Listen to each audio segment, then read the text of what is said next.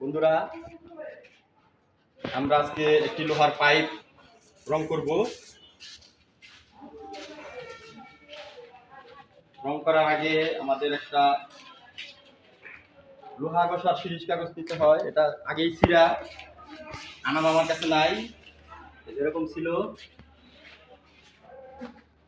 এটাকে আমি 4 ভাঁজ করে কেটে নিয়েছি।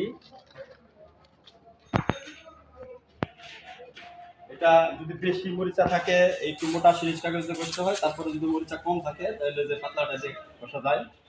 এটা হলো 100 নাম্বার, এটা হলো 120 নাম্বার।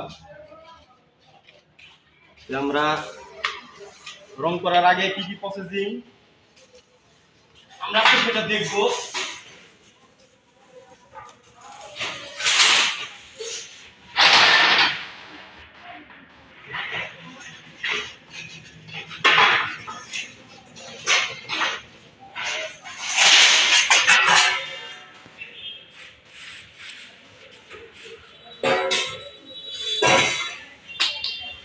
আমরা বাঁশের বুদ্ধি এই পাইপটা ইউজ করব। আমি আগে এসে দুটা পাথর লাগাই দিয়ে গেছিলাম, আর বৃষ্টিতে যেন ভিতরে ঝর্ণা পড়ে এর জন্য উপরে একটা ঢাকনা লাগাই দিছি। আর আমি ইউজ করবো তার বাঁধার জন্য, এর জন্য তার বাঁধার জন্য দুটো হুক বানাইছি। আমরা এখন এটাকে রং করব। রং করার প্রথম প্রসেসিং হলো আগে সিরিজ কাগজ দিয়ে ঘষতে হবে।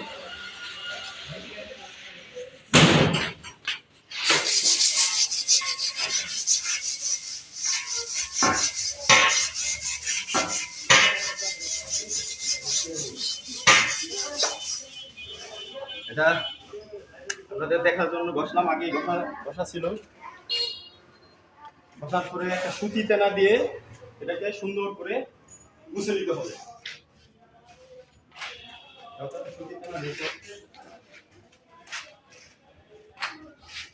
একটা সুতি তেনা দাও তো।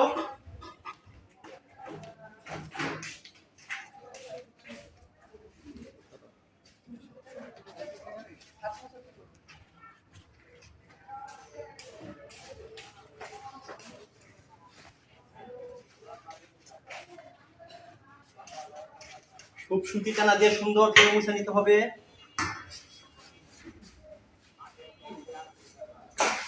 তাহলে রংটা অনেক দিন লাস্টিং করবে।